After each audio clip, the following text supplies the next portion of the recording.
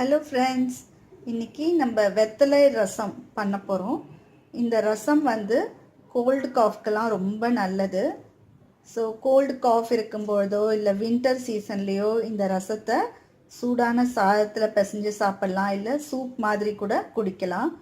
ஏதாவது விருந்துக்கு போயிட்டு கொஞ்சம் ஹெவியாக ஃபீல் பண்ணாக்க அடுத்த நாளைக்கு இந்த வெத்தலை ரசத்தை பண்ணி சாப்பிட்டா நல்ல டைஜஷன் ஆகும்.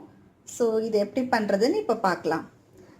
இதுக்கு தேவையான பொருட்கள்: நான் ஒரு சின்ன நெல்லிக்காய் அளவு புளியை நீருக்கு கரைச்சி வச்சுருக்கேன். ஸோ இதை நல்லா வெந்நீரில் ஊற போட்டாக்க நிறைய ஜூஸ் கிடைக்கும். ஸோ அந்த மாதிரி போட்டு நல்லா நீர்க்க கரைச்சி வச்சுருக்கேன். அதுக்கப்புறம் ஒரு தக்காளியை மிக்சியில் அரைச்சி வச்சுருக்கேன். தண்ணி எதுவும் விட வேண்டாம். ஸோ ஒரு தக்காளியை அரைச்சி வச்சுருக்கேன்.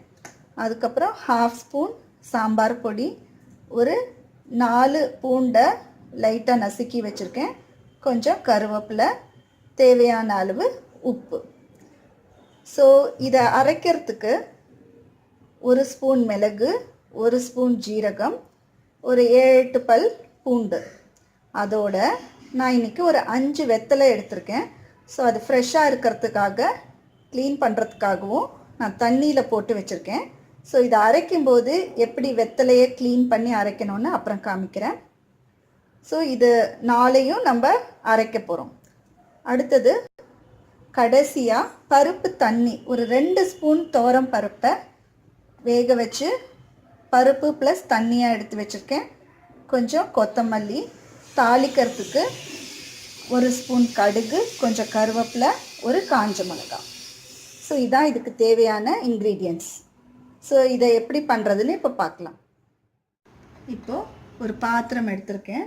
அதில் நம்ம இந்த ஒரு தக்காளியை அரைச்சி வச்சுருக்கோம் இல்லையா, ஸோ அதை போட்டுட்டு அதுக்கப்புறம் புளி,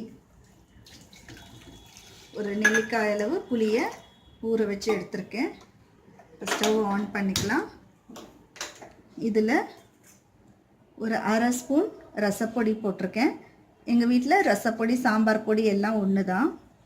இதை நம்ம தக்காளி நறுக்கி போடுறதை விட அரைச்சி போட்டாக்க சூப் மாதிரி குடிக்கலாம். அதுக்காக தான் அரைச்சி போட்டிருக்கேன். அதுக்கப்புறம் கொஞ்சம் கருவேப்பிலை, ஒரு 3 பல் பூண்டு நசுக்குனது. அதுக்கப்புறம் தேவையான அளவு உப்பு. ஸோ இது ஒரு 6-7 நிமிஷம் புளி பச்சை வாசனை போகிற அளவுக்கு கொதிக்கணும். கொதித்ததுக்கப்புறம் என்ன பண்ணுறதுன்னு காமிக்கிறேன். இப்போது ரசம் கொதிக்கிறதுக்குள்ளே அரைக்க வேண்டியது என்னன்னு பார்த்துடலாம். 1 ஸ்பூன் மிளகு, 1 ஸ்பூன் ஜீரகம், 7-8 பல் பூண்டு. ஸோ இதெல்லாம் மிக்ஸி ஜாரில் போட்டுட்டு, அதே மாதிரி நான் இன்றைக்கி 5 வெத்தலை எடுத்திருக்கேன்.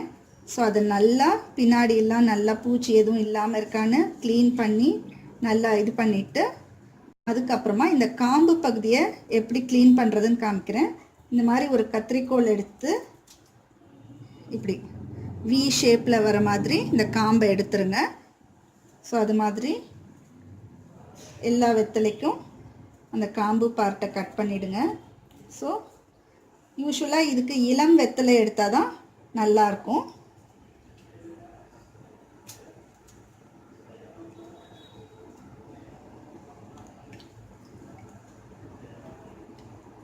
ஸோ இந்த மாதிரி இப்போ இது எல்லா வெத்தலைக்கும் நம்ம காம்பெல்லாம் எடுத்து க்ளீன் பண்ணியாச்சு. ஸோ இதை சின்ன சின்ன பீஸாக கத்திரிக்கோலால் கட் பண்ணிவிட்டு மிக்ஸி ஜாரில் போடலாம், இல்லைனாக்கா சரியாக அரைப்படாது.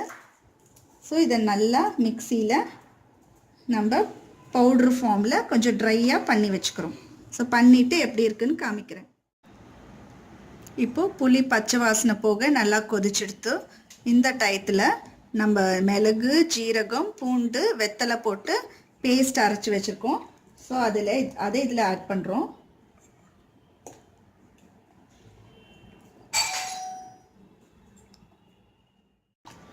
இப்போது இந்த அரைச்ச பேஸ்ட்டை இதில் கலந்தாச்சு.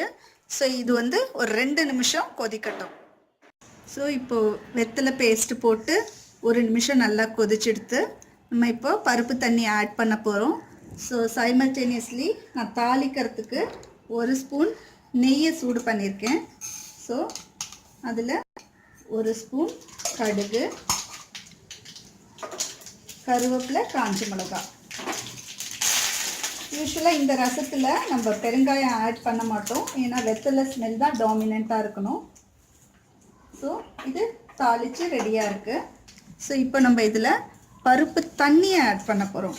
பருப்பு தண்ணி ஆட் பண்ணதுக்கப்புறமா ரசம் கொதிக்கக்கூடாது, நல்லா நுரைச்சி வந்தப்போ ஆஃப் பண்ணிடணும். ஸோ இதில் இன்னும் ஒரு அரை கிளாஸ் தண்ணி விட்டுக்கிறேன். அப்புறம் கார்னிஷிங்க்கு கொத்தமல்லி.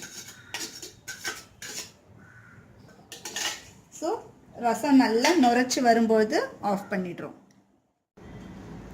இப்போது ரசம் நல்லா நுரைச்சி வந்துடுத்து. இந்த சமயத்தில் ஸ்டவ்வை சுவிட்ச் ஆஃப் பண்ணிடுறேன். தாளித்து வச்சதையும் இதில் ஆட் பண்ணுறேன். ஸோ சூப்பரான வெத்திலை ரசம் ரெடி ஆகிடுது. இது நல்லா சாதத்தில் சூடாக பிசைஞ்சு சாப்பிட்லாம், இல்லை சூப் மாதிரியும் குடிக்கலாம். ஸோ நீங்களும் ட்ரை பண்ணி பார்த்துட்டு எப்படி இருந்ததுன்னு கமெண்ட் செக்ஷனில் போடுங்க. Please share and subscribe our channel. Thank you.